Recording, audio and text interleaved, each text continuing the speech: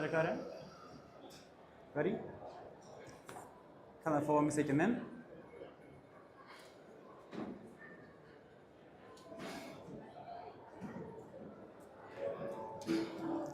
Time. They say it takes 10,000 hours to master a craft. But I don't believe we can ever truly master anything. Mastery suggests an end, a point where there's nothing left to learn. But in coffee, there is no finish line. The more I learn, the more I realize I have yet to discover. But by doing slight refinements in everything that I do, I slowly improve and become a better barista than I was yesterday. Let us take a moment to think about those words. Better than yesterday.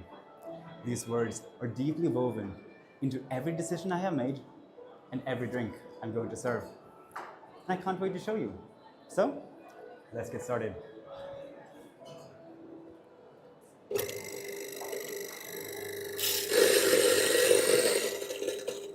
Today, I'll be serving you in the order of the score sheet.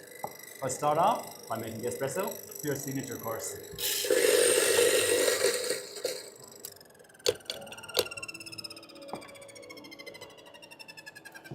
Today, you'll be enjoying a varietal you might have heard of before. It's called Omlegon, and we believe that it's an Ethiopian landrace rediscovered in Colombia. It is grown by one of my favorite producers who, like me, strives to improve every single day, becoming better than yesterday. Now, excuse the noise, just 1 second. His name is Nestor Lasso, and he grows this Omlegon at his farm El Diviso in Huila, Colombia, at around 1,700 meters above sea level. Now, I've been working with Nestor's Omlegon for over a year now, and I know it to be full of cherries and chocolate. But last year, Nestor improved his processing technique, giving this coffee more floral characteristics, making it brighter and more refreshing. This is my favorite version of his Omlegon so far, and it just goes to show what can happen when we never stop improving, learning, and becoming better than yesterday.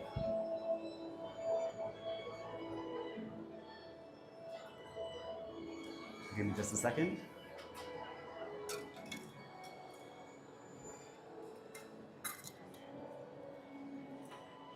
Now, I've been making espresso for several years now, and I just recently learned of a new way of improving extraction using vibrations. This is a technique that we have adapted from the engineering industry, where powdered materials are vibrated to even out the density and to remove any air pockets.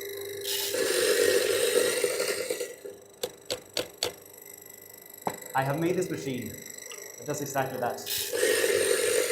It vibrates the coffee puck, both horizontally and vertically.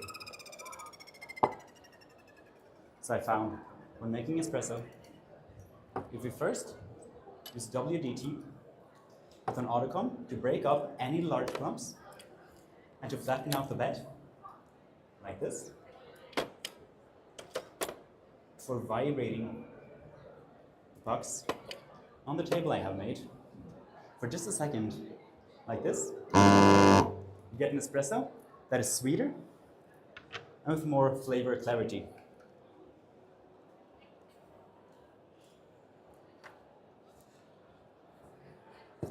My recipe for today is 19 grams in, 44 grams out in 23 seconds.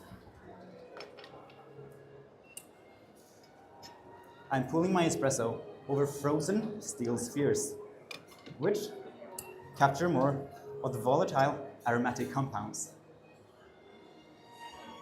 keeping more of the delicate florals from Nestor's processing. Now, when I serve these espressos, I would like you to only evaluate the crema and wait for my drinking instructions.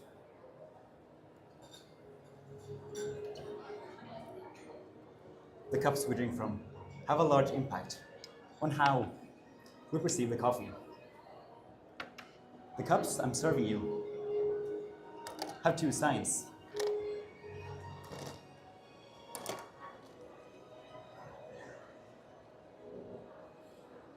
One flat and one flared.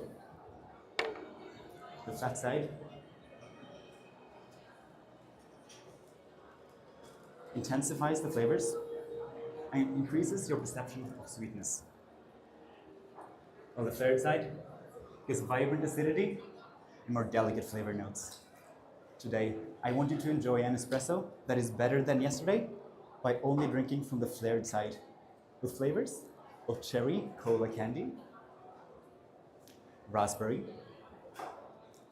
pomegranate, and 80% dark chocolate. The tactile is a medium weight with a coating and smooth finish, and texture, and a long-lasting finish of grapefruit. Now please take your spoon, serve 5 times front to back, place in the empty glass in front of you, and enjoy.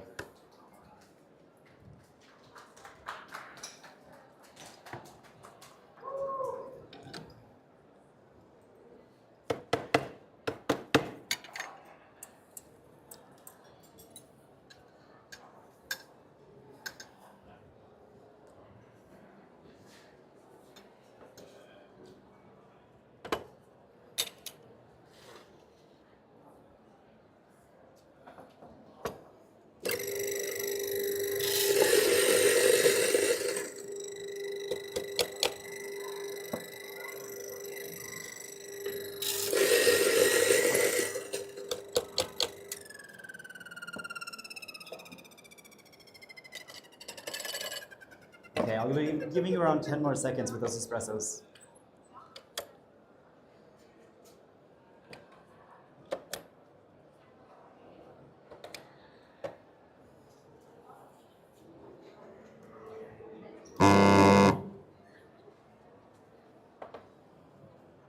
Okay, are you ready? Today, I want you to enjoy a milk drink that is better than yesterday by only drinking from the flat side this time, which I found gave more intense flavors and a more creamy texture. With flavors of, if you can please write down, strawberry milkshake,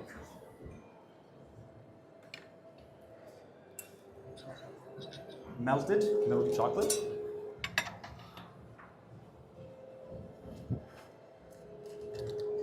apricot jam, and butterscotch.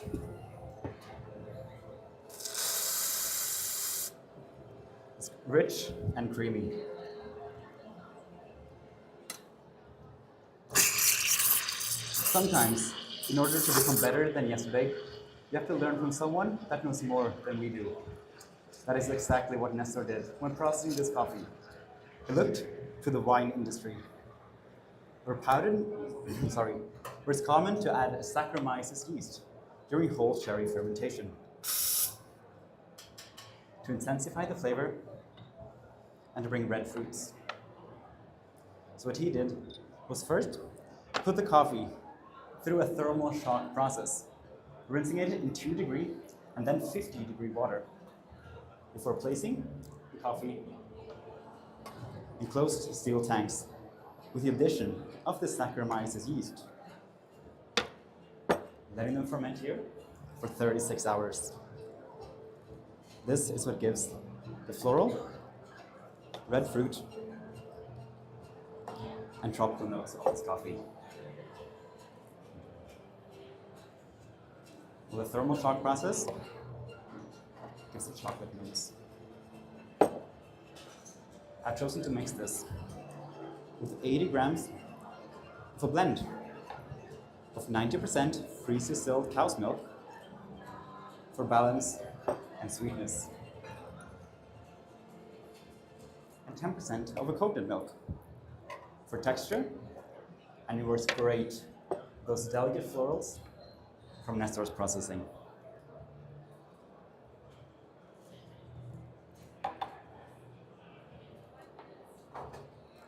This is my favorite version of Nestor's Obligon so far.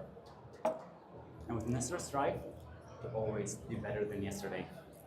I cannot wait to see where he takes us next year.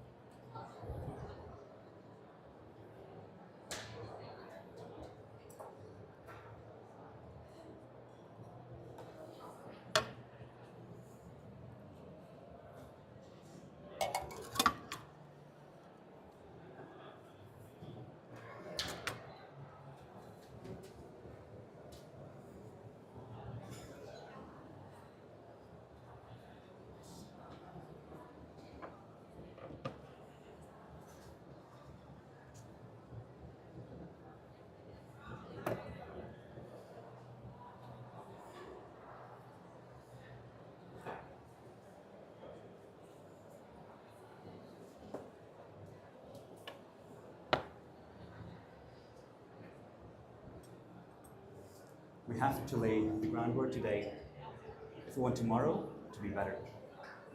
Tomorrow is empty, just like these cups. But by adding intention after intention, ingredient after ingredient, we can create something that is better than today. We start with what we know, the Obligon, pulled up the same recipe as your espresso and milk course, kept warm in this water bath. Next, we experiment with what we already know by adding a clarified freeze-distilled milk. I made this by mixing 10 parts of the milk from your milk course with 1 part citric acid solution, vibrating it on this table right here for 5 minutes to separate the whey and the curd before filtering it overnight. Of this, I'm using 40 grams to bring a new note of clementines. Next, we learn from someone that knows more than we do by using a fruit I have never heard of before. It's called rambutan. It looks like this. It's very common in Southeast Asia. And it's a flavor profile somewhere between a pear and a lychee. I cut it open and squeeze the juice. Of this juice, I'm adding 40 grams to bring a new note of pineapple. To bind it all together, to create the idea for tomorrow, I'm adding a sugar saline solution made by mixing 100 grams of brown sugar, 2.5 grams of salt, and 100 grams of water. Of this, I'm adding 20 grams to bring a new note of red grape.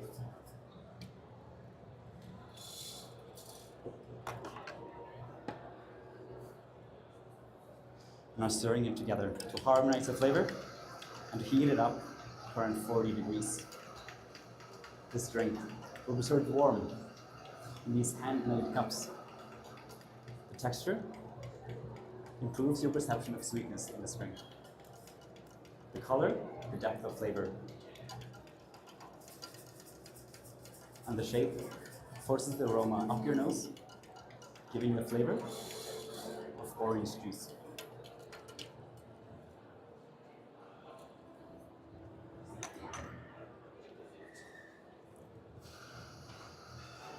This drink is warm, soothing, and refreshing. And I'd like you to assess it as soon as I serve.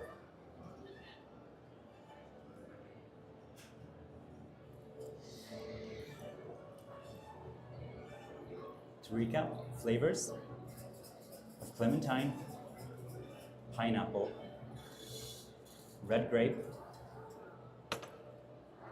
and orange juice.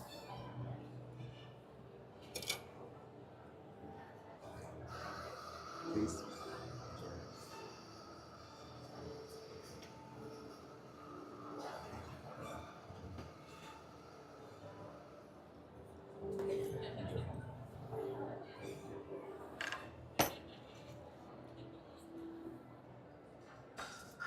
This drink is a testament to everything I have learned while working as a barista.